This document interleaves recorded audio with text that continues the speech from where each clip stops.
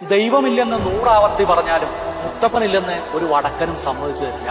എന്തിനേറെ പറയുന്നു, വൈരുദ്ധ്യാത്മക ഭൗതികവാദം അടിസ്ഥാനമാക്കിയ കമ്മ്യൂണിസ്റ്റുകാരന്റെ വീട്ടുചുമരിലും മുത്തപ്പനെ കാണാം. അതും സഖാവ് AKGയുടെയും കൃഷ്ണപിള്ളയുടെയും എല്ലാം ചിത്രങ്ങൾക്കൊപ്പം. അത് വെറുതെ സംഭവിച്ചതല്ല.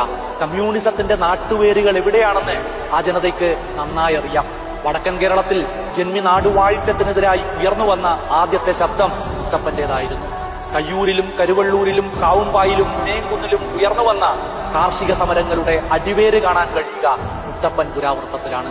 കോട്ടയൻ രാജാക്കന്മാരുടെ കോട്ട പിടിച്ചെടുത്ത് പൂഴ്ത്തിവെച്ച ഭക്ഷ്യധാന്യങ്ങൾ പാവങ്ങൾക്ക് വിതരണം ചെയ്ത മുത്തപ്പന്റെ പോരാട്ടമാണിവിടെ കാർഷിക വിപ്ലവങ്ങളുടെ ആദ്യ മാതൃക. അതുകൊണ്ടാണ് ഒരു വടക്കനെ സംബന്ധിച്ച് മുത്തപ്പനേക്കാൾ വലിയ മറ്റൊരു സഖാവില്ലാത്തത്. ഒരു വടക്കനും കമ്മ്യൂണിസ്റ്റ് മാനിഫെസ്റ്റോ വായിച്ചല്ല കമ്മ്യൂണിസം പഠിച്ചത്. ജാതിമത ലിംഗഭേദങ്ങൾക്കപ്പുറത്ത് പണത്തിന്റെ കെട്ട് തൂക്കി നോക്കാതെ വലുപ്പച്ചെറുപ്പമില്ലാതെ മനുഷ്യനെ മനുഷ്യനായി കാണുന്ന മുത്തപ്പന്റെ രാഷ്ട്രീയത്തിൽ നിന്നുകൂടിയാണ്. പെറ്റതൊന്ന് ഒക്കത്തെടുത്തതൊന്ന് എന്ന ഭേദം മുത്തപ്പനില്ല. അതുകൊണ്ട് വിശ്വാസികൾക്ക് മാത്രമല്ല അവിശ്വാസികൾക്കും ആ വൃദ്ധ ദൈവം വന്ന് കൈപിടിക്കുമ്പോൾ മനസ്സ് നിറയും. തലമുറകൾക്കപ്പുറത്തു നിന്ന് സങ്കടങ്ങൾ വായിച്ചറിഞ്ഞെത്തിയ ആരോ വന്ന് മൂർധാവിൽ തൊടുന്നതുപോലെ തോന്നും.